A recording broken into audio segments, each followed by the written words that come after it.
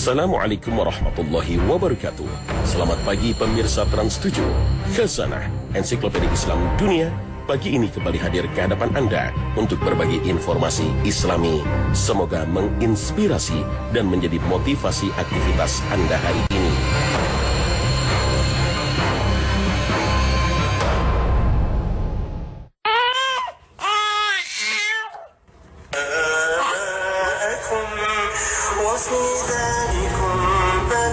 Sebuah video tentang seorang bayi yang menangis langsung diam, tenang, bahkan tertidur lelap setelah diperdengarkan Al-Quran. Fenomena ini menjadi perhatian publik. Ada apa dengan Al-Quran? Lalu apakah memang Al-Quran itu bisa membuat seorang bayi menjadi tenang dan tak rewel? Apakah pengaruh itu juga berlaku bagi orang dewasa?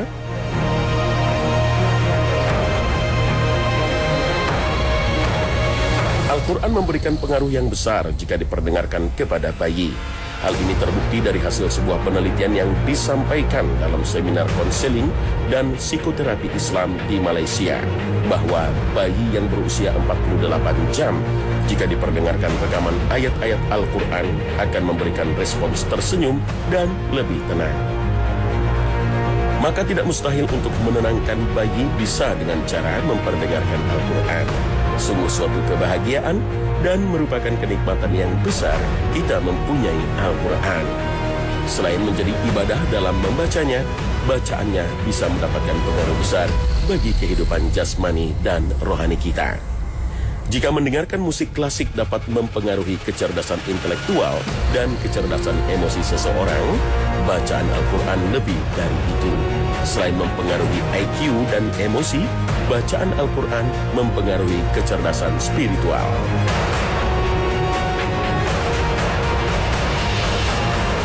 Efek menenangkan saat diperdengarkan Al-Quran tak hanya pada bayi, bahkan orang dewasa pun juga berdampak sama, sekalipun tidak mengerti bahasanya, bahkan bagi orang-orang yang tidak beragama sekalipun. Percobaan personal yang dikenal dengan sosial eksperimen bisa memberikan gambaran jelas. Banyak orang yang tak pernah tahu tentang Al-Quran merasakan tenang saat mendengar Al-Quran.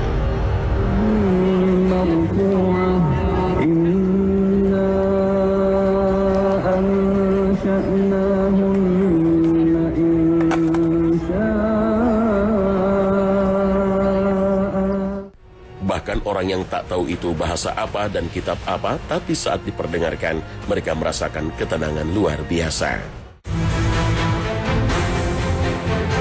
Dr. Al-Qadhi melalui penelitiannya yang secara panjang dan serius pada klinik besar Florida, Amerika Serikat, telah berhasil membuktikan bahwa dengan mendengarkan bacaan ayat-ayat Al-Quran, seorang muslim, baik bagi mereka yang berbahasa Arab maupun bukan, bisa merasakan sebuah perubahan fisiologis yang amat besar.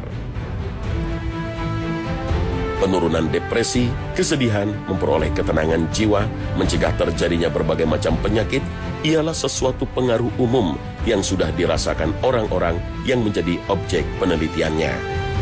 Penelitiannya telah ditunjang melalui bantuan peralatan elektronik terbaru untuk mendeteksi tekanan darah, detak jantung, ketahanan otot, dan ketahanan kulit terhadap aliran listrik. Dari uji coba ini berhasil disimpulkan bahwa bacaan Al-Quran sangat berpengaruh hingga 97% dalam menciptakan ketenangan pada jiwa dan dalam penyembuhan penyakit. Memang di antara manfaat Al-Quran yang disebutkan Allah Subhanahu wa Ta'ala adalah sebagai penyembuh dan rahmat. Dan kami turunkan dari Al-Quran suatu yang menjadi penyembuh dan rahmat bagi orang-orang yang beriman. Dan Al-Quran itu tidaklah menambah kepada orang-orang yang zalim selain kerugian. Al-Quran Surah Al-Isra ayat 82. Wallahu a'lam.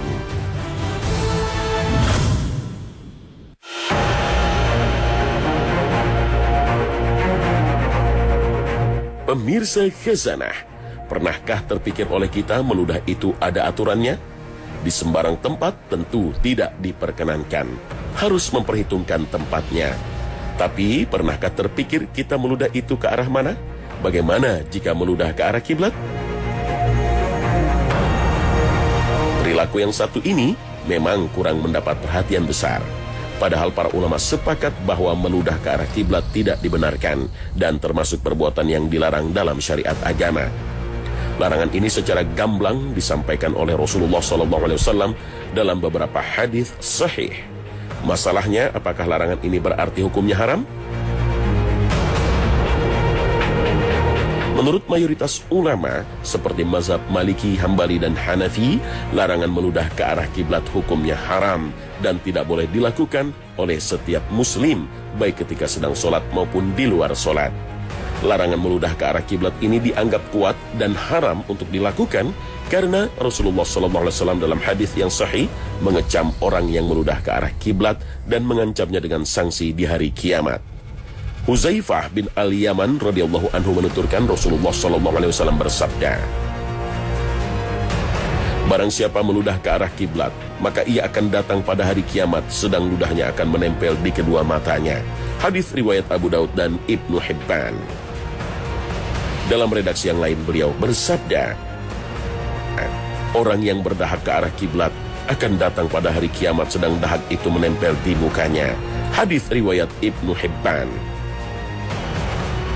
Menurut mereka, larangan meludah ke arah kiblat yang bersifat mutlak ini menunjukkan bahwa perbuatan yang melebihi meludah seperti buang air besar dan air kecil tentu lebih tidak dibolehkan jika dilakukan dengan menghadap ke arah kiblat, baik di tempat tertutup maupun di tempat terbuka.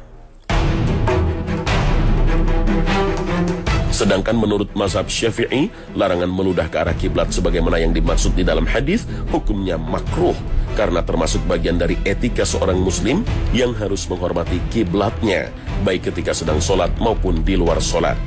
Selain itu, larangan tidak meludah ke arah kiblat merupakan anjuran dari Rasulullah SAW sebagaimana hadis dari Ibnu Umar radhiyallahu anhuma, Rasul SAW bersabda, "Jika salah satu dari kalian sholat, hendaknya tidak meludah ke arah kiblat, sebab orang yang sholat adalah orang yang sedang bermunajat kepada Allah Tabaraka wa Ta'ala." Hadis riwayat Ahmad. Terlepas dari perbedaan kedua pendapat tentang hukum meludah ke arah kiblat ini, apakah haram atau makruh, namun yang jelas mereka semua sepakat bahwa meludah ke arah kiblat tidak boleh dan harus dihindari. Di samping tidak boleh menghadap kiblat, Rasulullah SAW juga berpesan agar seseorang tidak meludah ke arah kanannya, karena di sebelah kanan ada malaikat dan tidak pula ke arah depannya. Menurut para ulama, arah meludah yang tidak dilarang dan dianjurkan adalah ke sebelah kiri atau ke arah bawah kaki sebelah kiri. Itu pun dengan tetap memperhatikan apakah di tempat itu seseorang layak meludah atau tidak. Jika tidak layak untuk meludah, maka ia tidak boleh meludah. Imam Syihabuddin Al-Qalyubi dan Umairah dalam Hasyiyatah menjelaskan adab meludah di luar sholat, bahwa dimakruhkan meludah di luar sholat menuju arah depannya sendiri secara mutlak, ke arah kiblat dan ke arah kanan. Demikian juga para ulama menegaskan bahwa meludah tidak boleh mengotori masjid atau mengenai benda milik orang lain, karena hal itu sangat mengganggu mereka. Sementara mengganggu orang lain hukumnya haram. Wallahu a'lam bishawab.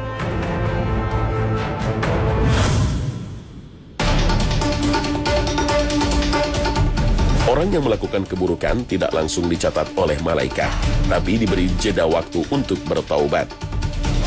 Bagaimana hal itu bisa terjadi? Sesaat lagi, Khazanah segera kembali.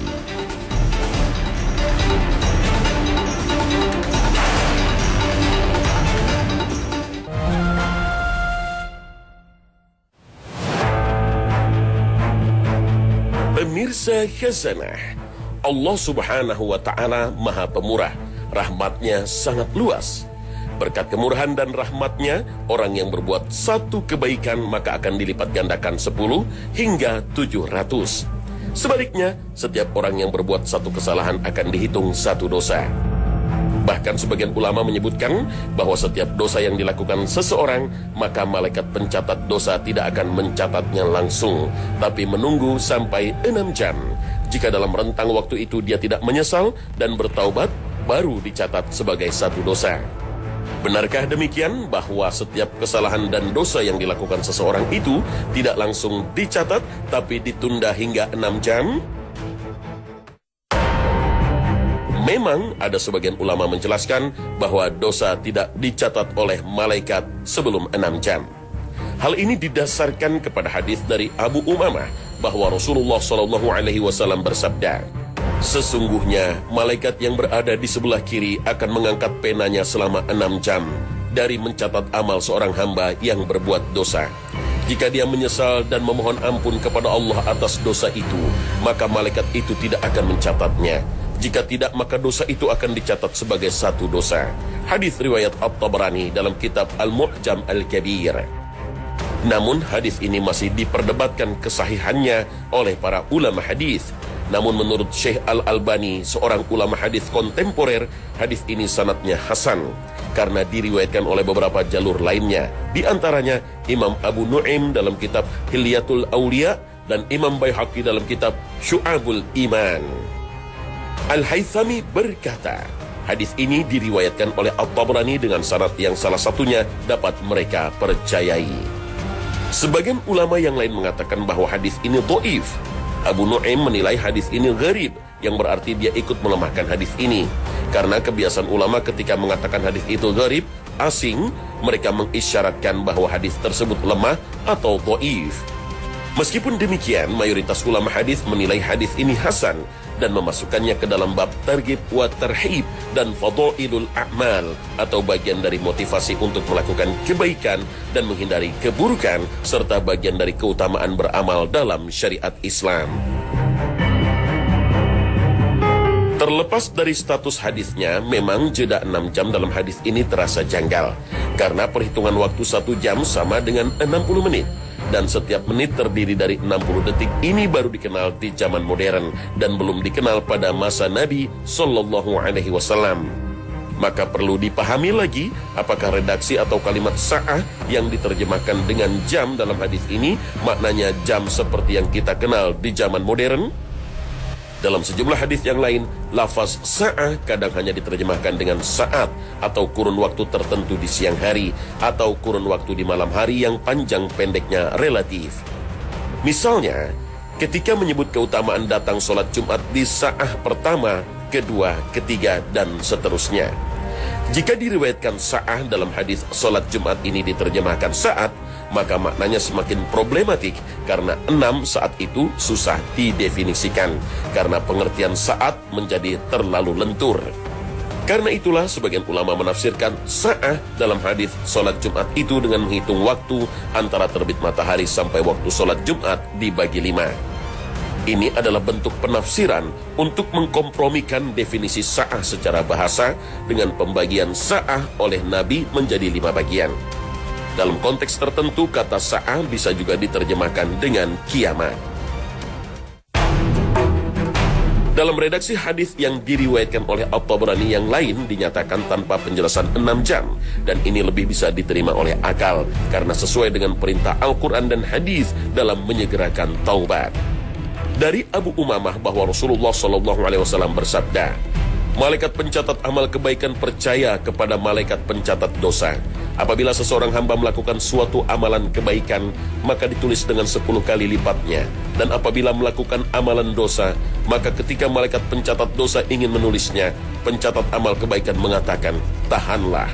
Maka malaikat pencatat dosa menahannya tidak menulis. Dan apabila hamba itu minta ampun kepada Allah, maka dosanya tidak ditulis. Dan apabila diam saja, maka dosanya ditulis. Hadis riwayat At-Tabrani. Lalu dosa-dosa apa sajakah yang tidak dicatat itu? Apa semua dosa termasuk dosa-dosa kecil dan besar? Jika diperhatikan dalam hadis Nabi SAW, penyebutan amalan dosa bersifat umum dan tidak dikhususkan atau disyaratkan dengan syarat-syarat tertentu. Ini berarti bahwa dosa yang tidak dicatat oleh malaikat jika seorang hamba segera bertaubat dan memohon ampunan kepada Allah Subhanahu wa Ta'ala dari dosanya, meliputi dosa kecil dan dosa besar. Bahkan termasuk dosa syirik akan diampuni oleh Allah Subhanahu wa Ta'ala ketika orang tersebut segera kembali ke jalan Allah Subhanahu wa Ta'ala dan selama ajal belum menjemputnya. Hal ini sesuai dengan firman Allah Subhanahu wa Ta'ala. Sesungguhnya Allah mengampuni dosa-dosa semuanya. Sesungguhnya dialah yang maha pengampun lagi maha penyayang. Al-Quran Surah Az-Zumar ayat 53. Karena itu jika seorang muslim dan muslimah pernah berbuat dosa, baik kecil maupun besar, atau bahkan dosa yang paling besar sekalipun, maka ia hendaknya segera bertaubat. Tidak ada kata terlambat dalam bertaubat, karena pintu taubat selalu terbuka sampai matahari terbit dari barat.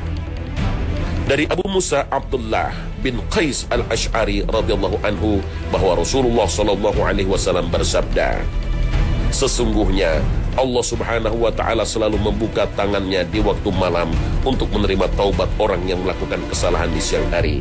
Dan Allah membuka tangannya pada siang hari untuk menerima taubat orang yang melakukan kesalahan di malam hari. Begitulah hingga matahari terbit dari barat. Hadis riwayat Muslim. Hadis ini erat kaitannya dengan hadis tidak dicatatnya dosa oleh malaikat sebelum 6 jam yang diriwayatkan oleh At-Tabrani. Karena pada siang hari Allah menerima taubat orang yang berbuat dosa di malam hari. Demikian juga sebaliknya, di malam hari Allah menerima taubat orang yang berbuat dosa di siang hari atau beberapa jam setelah melakukan dosa itu. Berbuat salah dan dosa merupakan sifat alami manusia yang sulit untuk dihindari. Namun bertaubat dari kesalahan dan dosa merupakan kewajiban yang harus dilakukan, bahkan harus disegerakan, sebagaimana perintah dalam Al-Quran dan hadis Nabi Sallallahu Alaihi Wasallam. Allah Subhanahu Wa Taala berfirman, dan bersegeralah kamu kepada ampunan dari Tuhanmu dan kepada surga yang luasnya seluas langit dan bumi yang disediakan untuk orang-orang yang bertakwa. Al-Quran Surah Ali Imran ayat 133. Rasulullah SAW juga bersabda, wahai sekalian manusia, bertaubatlah kalian kepada Allah dan mintalah ampun kepadanya, karena sesungguhnya aku bertaubat kepada Allah dalam sehari sebanyak 100 kali. Hadis riwayat Muslim. Disinilah kita bisa memahami sifat asal manusia itu adalah makhluk yang berbuat salah. Bahkan jika manusia tidak berbuat salah, dia bukan manusia, tapi malaikat. Tapi juga perlu dipahami, bukan berarti dengan demikian kita dianjurkan untuk berbuat dosa, tapi masalahnya adalah kewajaran berdosa bagi manusia. Seorang sahabat Nabi bernama Abu Ayyub Al-Ansari sempat khawatir menjelang meninggalnya karena menyimpan ilmu yang disampaikan Nabi kepadanya. Karena khawatir orang salah faham dengan pesan hadisnya. Dalam hal ini Abu Ayyub mengatakan, aku menyembunyikan dari kalian satu ilmu yang aku dengar dari Rasulullah SAW. Beliau bersabda, seandainya kamu sekalian tidak mempunyai dosa sedikit pun, niscaya Allah akan menciptakan suatu kaum yang melakukan dosa untuk diberikan ampunan kepada mereka. Hadis riwayat Muslim. Intinya adalah berdosa itu wajar bagi manusia. Yang terpenting adalah segera sesali dosa itu lalu dilanjutkan dengan taubat. Mengapa segera bertaubat? Menurut para ulama, ada beberapa alasan mengapa orang yang melakukan kesalahan dan dosa, bahkan juga yang tidak berbuat maksiat, harus segera bertaubat dan senantiasa memohon ampunan kepada Allah Subhanahu wa Ta'ala. Yaitu, pertama, kita tidak tahu kapan ajal itu akan tiba. Sementara ajal akan menghampiri manusia apabila tiba waktunya, tanpa sedikit pun dapat dimajukan atau diakhirkan. Karenanya setiap orang yang melakukan dosa wajib segera bertaubat dan memohon ampunan kepada Allah Subhanahu wa Ta'ala. Sebab apabila ajal telah sampai di tenggorokan, maka pintu taubat telah ditutup. Allah Subhanahu wa Ta'ala berfirman, taubat itu bukanlah bagi orang-orang yang berbuat maksiat, sehingga apabila kematian telah datang kepada seseorang di antara mereka lalu ia berkata, sungguh sekarang ini aku taubat, dan tidak pula diterima taubat orang-orang yang mati dalam keadaan kafir. Bagi mereka kami sediakan siksa yang pedih. Al-Quran Surah An-Nisa ayat 18. Rasulullah SAW bersabda, sesungguhnya Allah menerima taubat seorang hamba selama ruh belum sampai di tenggorokan. Hadis riwayat At-Tirmizi, Al-Hakim dan Ibnu Majah dengan derajat sahih. Kedua, perbuatan dosa merupakan perbuatan yang dapat membinasakan pelakunya. Karena bisa jadi Allah menyegerakan azabnya, sehingga setiap orang tidak boleh menunda taubat, melainkan wajib menyegerakannya. Ibnu Qudamah Al-Maqdisi rahimahullah menjelaskan, para ulama telah sepakat tentang wajibnya taubat, karena dosa-dosa itu membinasakan manusia dan menjauhkan manusia dari Allah. Maka ia wajib segera bertaubat. Ketiga, orang yang melakukan dosa itu berada dalam kerugian yang besar, jauh dari rahmat Allah dan jauh dari keberuntungan, baik di dunia maupun di akhirat. Itulah mengapa manusia itu sebenarnya adalah makhluk taubat. Dan itulah yang dikehendaki Allah Subhanahu wa Ta'ala, agar manusia segera bertaubat kepada Allah Subhanahu wa Ta'ala. Allah Subhanahu wa Ta'ala berfirman, "Dan hendaklah kamu meminta ampun kepada Tuhanmu dan bertaubat kepadanya. Jika kamu mengerjakan yang demikian, niscaya Dia akan memberi kenikmatan yang baik terus-menerus kepadamu sampai kepada waktu yang telah ditentukan, dan Dia akan memberikan kepada tiap-tiap orang yang mempunyai keutamaan balasan keutamaannya." Al-Quran Surah Hud ayat 3. Allah Subhanahu wa Ta'ala juga berfirman, "Dan bertaubatlah kamu sekalian kepada Allah, wahai orang-orang yang beriman, supaya kamu beruntung." Al-Quran Surah An-Nur ayat 31. Wallahu a'lam.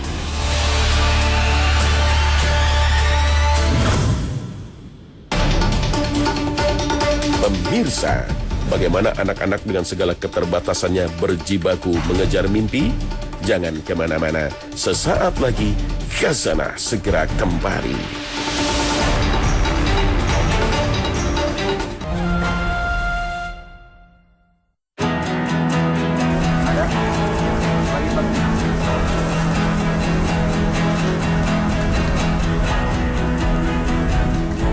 Pemirsa Khazanah, pendidikan yang layak adalah hak bagi semua warga, tak terkecuali bagi anak-anak kampung pemulung di tempat pembuangan sampah akhir Bantar Gebang, Bekasi, Jawa Barat ini. Tekad inilah yang dahulu tercetus di benak Nadam Dwi Subekti saat memulai sekolah alam gratis bagi anak pemulung ini.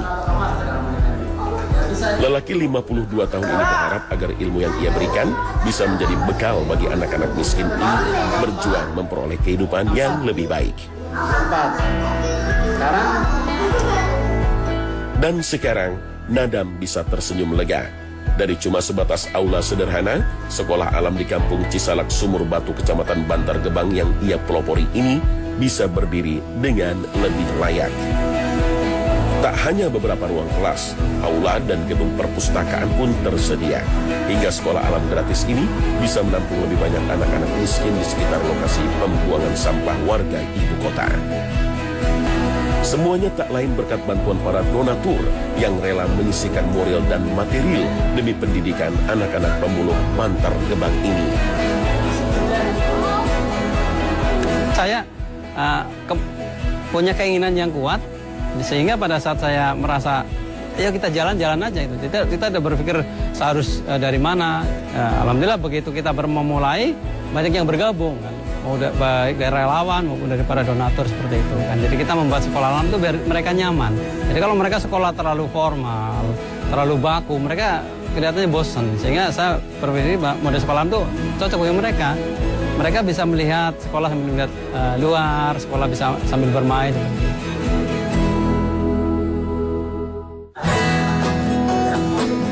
Kini, dengan segala fasilitas yang ada, Nadam pun tak perlu lagi mengunjungi perkampungan pemulung untuk menjemput bola, mengajar mereka. Anak-anak pemulung bisa datang kapan saja di waktu luang mereka selama proses belajar mengajar di sekolah alam ini berlangsung. Jadi kalau wudhu jangan cuman disiram-siram doang. Tak mudah membangun kesadaran akan pentingnya pendidikan di tengah tugas mengais nafkah anak-anak pemulung ini. Jika setiap pribadi Islam menyadari betapa pentingnya menuntut ilmu, maka semua akan berlomba-lomba mendapatkannya. Karena orang yang menuntut ilmu dengan bersungguh-sungguh akan memperoleh pahala seperti orang yang berjihad. Rasulullah bersabda, "Barang siapa yang keluar untuk mencari ilmu, maka ia berada di jalan Allah hingga ia pulang." Hadis riwayat Tirmizi. Kelihatan kering. Hal ini menunjukkan betapa besar penghargaan yang Allah Subhanahu wa Ta'ala berikan terhadap mukmin yang bersungguh-sungguh menuntut ilmu. Hingga apabila dia meninggal di tengah upaya mencari ilmu, insya Allah ia termasuk golongan orang-orang yang mati syahid. Kalau wudhu jangan cuman disiram-siram doang. Bahwa itu padahal itu benar saya. Bahkan lebih jauh, Rasulullah SAW menyatakan bahwa menuntut ilmu mempunyai keutamaan lebih baik daripada sholat sunnah. Rasulullah SAW pernah berpesan kepada sahabatnya Abu Zar, Wahai Abu Zar, keluarmu dari rumah pada pagi hari untuk mempelajari satu ayat dari kitab Allah, itu lebih baik daripada engkau mengerjakan sholat 100 rakaat. Hadits riwayat Ibnu Majah. Oleh karena itu seorang mukmin seharusnya memiliki semangat belajar yang tinggi. Ini nggak ngantuk nih. Telinganya tarik ini. Nah, ini. Jadi Lihatlah anak-anak pemulung ini. Dengan segala keterbatasannya mereka tetap punya semangat sekolah yang luar biasa. Mulai dari anak-anak tingkat A atau setara PAUD, tingkat B yang setara SD, sampai tingkat C atau setara dari SMP. Mereka berupaya memanfaatkan sekolah gratis ini sebaik-baiknya. Sepulang dari mengais tumpukan sampah, mereka membersihkan badan dan mengenakan pakaian yang layak menuju ke sekolah. Jam belajar di sekolah alam ini dimulai pukul 1 siang sampai pukul 4 sore dari Senin sampai Jumat. Sementara proses belajar dan mengajar murid PAUD berlangsung tiap Selasa, Kamis, dan Sabtu mulai pukul 8 hingga pukul 10 pagi hari. Menurut aku di sini tuh teman-temannya baik, belajarnya juga. Menurut aku tuh gampang. Jamnya jam 12 kalau di sini. sampai jam berapa? Sampai jam pokoknya bisa asar aja. Berangkat sekolah alam jam 1. Habis pulang sekolah itu kata mama itu suruh ngebantuin. Muka harus rata nih. Rata ya, jadi lebih baik sekali rata daripada Baca tulis, ilmu akidah, dan tahfiz Al-Quran menjadi prioritas utama di sekolah ini. Tenaga pengajar pun bersifat sukarela, hanya dengan modal keikhlasan, memberikan ilmu yang bermanfaat kepada anak-anak pemulung di sini. Oh, sukanya ya tadi saya bilang gitu, kita bisa merasakan gitu loh Mas, kita bisa merasakan, oh ternyata kehidupan anak-anak itu begini ya gitu. Mohon maaf ya Mas, karena di rumahnya kan sehari-harinya begitu ya, dari tadinya yang kadang maaf dari bau badannya juga karena udah mendarah itu ya Mas, mendarah itu, mohon maaf itu. Tapi karena kita sehariannya kan anak-anaknya semangat, kita ikut semangat. Pentingnya pendidikan sudah menjadi hal mutlak di tengah kehidupan. Tidak hanya dari golongan yang mampu saja, kaum minoritas apapun profesinya berhak mengecam pendidikan yang layak. Karena pendidikan merupakan pengetahuan tentang menggunakan potensi seseorang secara maksimal. Rasulullah SAW bersabda, tuntutlah ilmu. Sesungguhnya menuntut ilmu adalah pendekatan diri kepada Allah Azza wa Jalla. Dan mengajarkannya kepada orang yang tidak mengetahuinya adalah sedekah. Sesungguhnya ilmu pengetahuan menempatkan orangnya dalam kedudukan terhormat dan mulia tinggi. Ilmu pengetahuan adalah keindahan bagi ahlinya di dunia dan di akhirat. Hadis riwayat Ar-Rabi. Wallahu a'lam bis-shawab.